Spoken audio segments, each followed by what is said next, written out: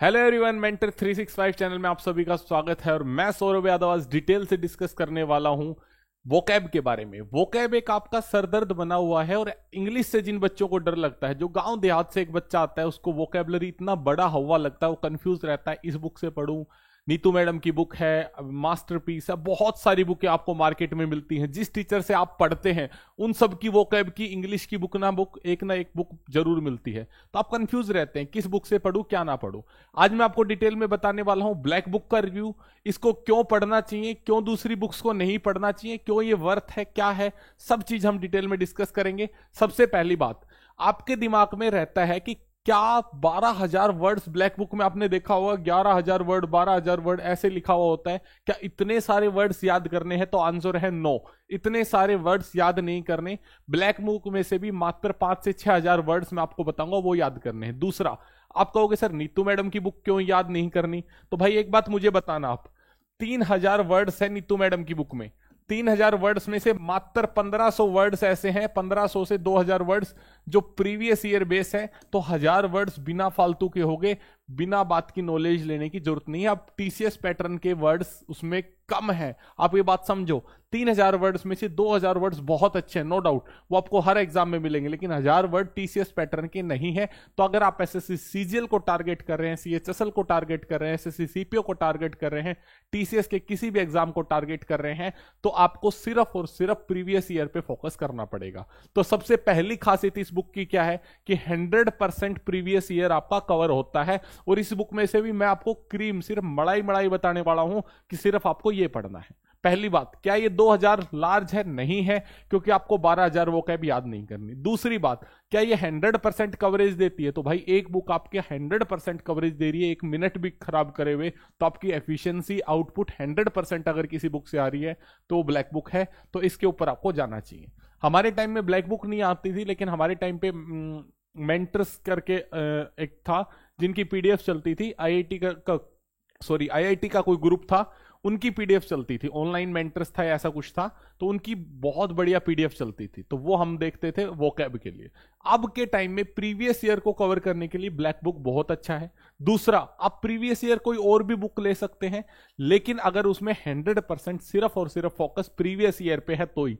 अपनी नॉलेज किसी टीचर ने ना घुसाई हो बशर्ते, बट अगर कोई इंग्लिश का टीचर है तो उससे रहा नहीं जाता अपने वर्ड्स ऐड किए बिना, तो इसलिए बुक लेंदी हो जाती है, कहीं ना कहीं उसकी आउटपुट कम हो जाती है। अगर मैं बात करूं मास्टरपीस की, तो उसमें भी काफी सारे वर्ड्स ऐसे हैं जो कभी भी सीजीएल सीएचएसएल के एग्जाम में पूछे ही नहीं जाएंगे, बहुत सारे वर्ड्स ऐसे हैं। तो क्या फायदा उनके ऊपर काम करने का, उनको बार बार याद करने का, जब आपकी आउटपुट आएगी नहीं। तो 100% आप फोकस उन्हीं क्वेश्चंस पे रखें जो प्रीवियस ईयर है।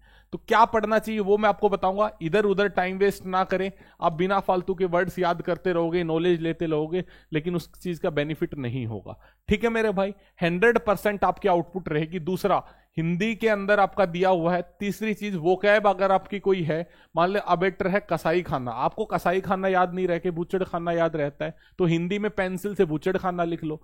भाई लैंग्वेज बैरियर ही तो है, इंग्लिश टू वोकैबलरी हम क्या याद कर रहे हैं, क्यों याद कर रहे हैं? क्योंकि भाषा का ज्ञान लेने के लिए हमारे पास उस भाषा की वोकैबलरी होनी चाहिए, उस भाषा के बारे में वोकैब्स हमें याद होनी चाहिए। तो वोकैबलरी में आप कुछ भी हिंदी में याद कर लो, जो मर्जी आपको समझ में आ रही है उसकी हिंदी याद कर लो, है ना मेरे भाई। तो अगर आपको कोई लगता है, मान लो कोई वर्ड है आपका अबोट, अबोट होता है मठाधिकारी, आप उसको मठाधिकारी यूज कर लो, मठाधीश यूज कर लो, पंडित यूज कर लो, पंडितों का आप ये यूज कर लो कि भाई उनका सबसे विद्वान पंडित होता है वो यूज कर लो। कोई मर्जी वर्ड आप यूज कर लो, अपनी पेंसिल से आप हिंदी में उसका मीनिंग लिख लो जो आपको समझ में आ रहा है। ये ही मतलब होता है वोकैबलरी का, कि आप इंग्लिश का वर्ड देखो तो आपको पता हो कि इसका मीनिंग ये होगा, बस खत्म। इससे ज्यादा वोकैब का काम नहीं होता। दूसरा, सिर्फ और सिर्फ प्रीवियस ईयर पे आपका फोकस होना चाहिए, इधर उधर भटकने की आपकी जरूरत नहीं है। दूसरी बात, अब आ जाते हैं इसमें आपको क्या कवर करना है। A1 करके सेक्शन है, A1 में 1 से 1401 वर्ड है, पहले इनको आपको कम से कम 5-7 बार पढ़ना है। जब 1 वर्ड हो जाए तो ईडियम B1 है, जिनको आपको पढ़ना है। 1 वर्ड और ईडियम साथ साथ भी आप कर सकते हैं। जब ये आपके 2800 तैयार हो जाए तब आपको C2 1 से 2,000 साइनोनियम्स है, इनके ऊपर फोकस करना है। जब ये 4800 तैयार हो जाए, कम से कम 5-5, 10-10 रिवीजन इनके हो जाए, तब आपको एंटोनियम्स पे जाना है, और एंटोनियम्स याद नहीं करने हैं, एंटोनियम्स का भी सिर्फ हिंदी मीनिंग याद करना है आपको। तो भाई मात्र 6000 वोकैब आपको मैं इस बुक में से बता रहा हूं, बाकी कुछ भी करने की जरूरत नहीं है। सिर्फ फ्रेजल वर्ब और करना चाहें, अगर सीपीओ मेंस की तैयारी करना चाहते हैं तो 500 फ्रेजल वर्ब्स इसमें दी हैं, 200-300 फ्रेजल वर्ब याद कर लोगे, बहुत बढ़िया हो जाएगा आपके लिए, सफिशियंट है इतना ही। तो इस बुक को अगर आप पूछें कि आप कितने नंबर देना चाहेंगे, कितने मार्क्स अगर आप पूछें, आप अगर मेरे से पूछे कि आउट ऑफ 10 आप कितने मार्क्स देना चाहेंगे इस बुक को, तो मैं आपको कहूंगा आउट ऑफ 10 में 8.5 मार्क्स आपको देना चाहूंगा। आप पूछेंगे सर 1.5 नंबर किस चीज का काटा, तो 3 चीजों का 1.5 नंबर मैंने काटा है आपका। पहली चीज आपका रहेगी, पहली चीज ये है कि इस बुक में भाई 12,000 प्लस वोकैब डालने की क्या जरूरत थी जब सिर्फ 6,000 वोकैब से काम चल रहा था। तो एक दूसरी चीज ये है कि भाई, दूसरी चीज इसमें क्या है कि इंग्लिश जो मीनिंग है वो बहुत बड़े बड़े हैं, लाइन 1 लाइन के फॉर्म में है। मेरे हिसाब से इंग्लिश के मीनिंग इतने बड़े बड़े ना देके कोई इजी मीनिंग्स दिए जाते, थोड़ी सी उन पे और मेहनत करते तो इंग्लिश और अच्छी वहां पे लिखी जा सकती थी, या हिंदी थोड़ी और अच्छी लिखी जा सकती थी। सिंपल मीनिंग्स ज्यादा यूज नहीं करे हैं इस बुक में। मीनिंग्स जो हैं हिंदी या इंग्लिश में थोड़े से कॉम्प्लेक्स है, ज्यादा कॉम्प्लेक्स नहीं है, बस हल्के से कॉम्प्लेक्स है। बाकी नीतू मैडम की आप बुक देखोगे उसमें बिल्कुल इजी तरीके से आपको मीनिंग या इंग्लिश के मीनिंग्स मिलते हैं, इसमें थोड़े से कॉम्प्लेक्स आपको मिलते हैं, तो वो डिफरेंस आपको देखने को मिलता है।